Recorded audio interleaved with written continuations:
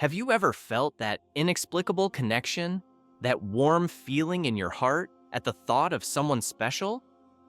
Perhaps you felt like your thoughts were moving toward that person at every moment, as if Allah Himself was guiding you toward them. But is it really just a coincidence? What if this deep feeling, this inner calling, was a direct sign from Allah, directing you towards a path you never imagined? Stay with us, because today we are going to explore how Allah uses your heart to guide you to that special someone as a confirmation that He wants to reunite you. You will discover powerful signs, profound teachings, and how to identify this divine guidance in your own life. 1. Divine guidance in the heart, a deep and subtle connection. There are times in life when a strange but powerful feeling emerges without warning, a feeling that makes you think of a particular person in a way that goes beyond mere physical attraction or friendship.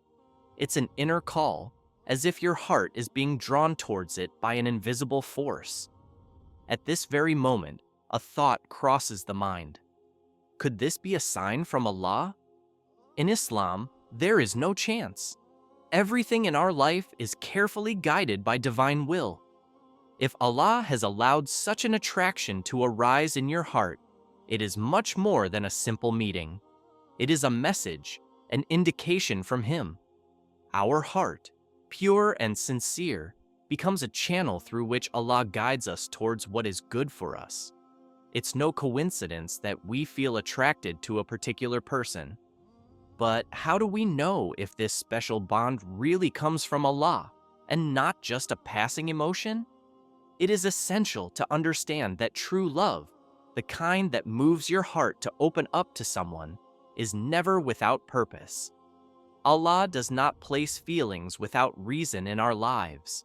He guides us towards what will bring us blessing, peace, and fulfillment, whether in a romantic, friendly, or even family relationship. Being attracted to a person should not be taken lightly. Sometimes this growing feeling is a path you need to take to evolve spiritually. This person may have a crucial role in the development of your faith, in your personal growth, or even in a life project greater than a simple feeling of affection. It is important to remember that this bond should never be based on selfish or fleeting desires. In Islam, love, like any other emotion, is a test. If this feeling truly comes from Allah, it will be in harmony with deep values, respect, sincerity, benevolence, and above all, a conscious fear of Allah in every interaction. The pull you feel is not just an impulse of the soul, but a divine calling, a call to explore this connection with humility and gratitude to Allah. The heart does not bind itself to anything or anyone when this attraction comes from the Creator.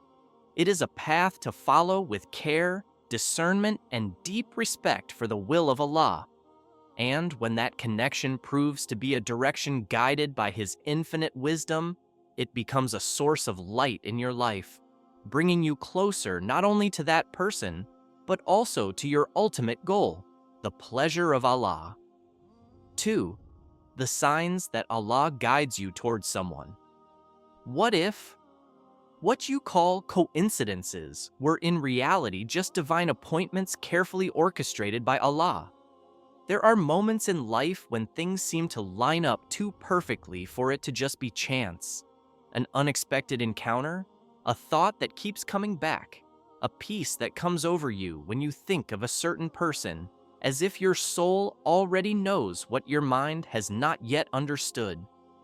Allah, in His infinite wisdom, uses the smallest details to show you a path. He does not shout, He whispers through the signs. And when He wants two hearts to come together, He gently weaves together circumstances that escape human logic. You find yourself, without having looked for it, coming across this person again and again. Maybe you don't speak, but His presence comes back into your life in ways you can't rationally explain. Sometimes you drift away, but something always brings you back to her. not out of obsession, but out of a form of inner serenity, as if this person is not just someone you met, but someone your destiny has known for a long time. One of the powerful signs is this tranquility of the heart. In pure attraction, where nothing illegitimate is sought, you feel a light in your chest. There is no anxiety, no confusion. It is not a sudden and unstable passion. It is an inner stability, almost silent, but persistent. Another sign is that despite the obstacles, the doors keep opening. There may be moments of distance, silence, or trials, but every time you think you are far from this person, something comes to remind you of their place in your life. It can be an unexpected encounter, a peaceful dream, a spontaneous invocation where his name slips naturally on your lips without effort. And above all, observe what this attraction makes you. If it brings you closer to Allah, if it purifies your intentions, if it pushes you to become a better version of yourself, then it is not simply an attachment of the heart, it's a direction. Allah does not always send spectacular signs. Sometimes He sends a person, and if you pay attention, you will understand that this person is the sign. 3. The test of patience and faith. There is an unknown beauty in waiting, a silent wisdom that few understand. Because when Allah places a special person in your heart, He doesn't always hand them over to you immediately. No, He keeps you waiting. It makes you hope. He makes you pray. And this is where many hearts waver. The sincere connection you feel for someone can sometimes be accompanied by emptiness, distance, even frustration. Not because this link is false, but because it is sacred. And what is sacred is not acquired without trial. Allah tests. He tests not to break, but to purify. He observes. Are you going to respect the limits? Are you going to keep your intention for Him alone? Are you going to wait when everything in you pushes you to look for an immediate way out? It's not the person He looks at first. It's your heart. What you do with this attraction, with this ordeal, with this pure feeling that you feel. Many people are mistaken in believing that absence or delay is a rejection. But Allah never says no without wisdom. He sometimes says, not now. And this not now is heavy to bear. This is a saber test, a test that reveals your maturity, your sincerity, your fidelity to divine will. When you see that things don't materialize right away, or that the other person seems distant from you despite this strong inner attraction, it's not a failure. It is a moment of transformation. It is during this period that your bond with Allah strengthens or crumbles. It is in this period that you prove whether you are looking for this person out of love for Allah or out of selfish need. Patience in Islam is not passive waiting. It is a silent action, a conscious submission to the time that Allah chooses, a testimony to your faith when nothing seems to be going your way. And what you gain in this expectation, if lived in faith, exceeds anything you could have forced by your own means. So never despise waiting. Do not think that your bond is in vain because it takes so long to come true. Sometimes Allah delays a union not to refuse it, but to sanctify it. 4. The importance of sincerity and purity in intentions. Before even trying to love someone, you must first learn to love for the right reasons. Too often our hearts race without direction, chasing feelings hoping to fill a void. But Allah, He does not place love in your heart to nourish a desire. He places it to purify your intention. In the quest for a blessed bond, it all starts with what you hide within yourself. Why do you want this person? Is it to be seen? To fill a loneliness? To escape your wounds?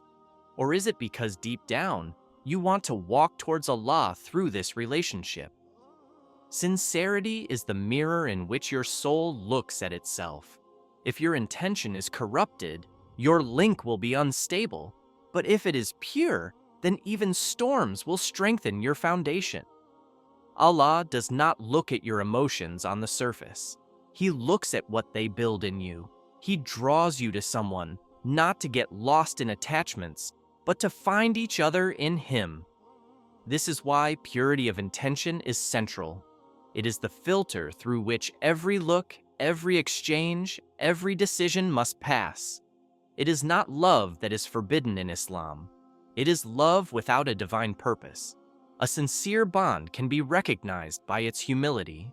He doesn't shout. It does not impose itself. It is built slowly, with respect, with modesty, in the awareness that the other is an amana, a deposit that Allah may entrust to you one day, but for which you will be responsible. Purity of intention is also what prevents you from transgressing, even if the person is beautiful, even if the bond is strong. You wait. You don't force it. You don't skip steps, because you know that if this bond is really wanted by Allah, you do not need to disobey to make it exist. This kind of intention, rare, precious, means that even if this person moves away, you feel neither bitterness nor hatred. You trust, because your bond is not built on what you can get from her, but on what you can build together with Allah at the center. Responsibility and commitment.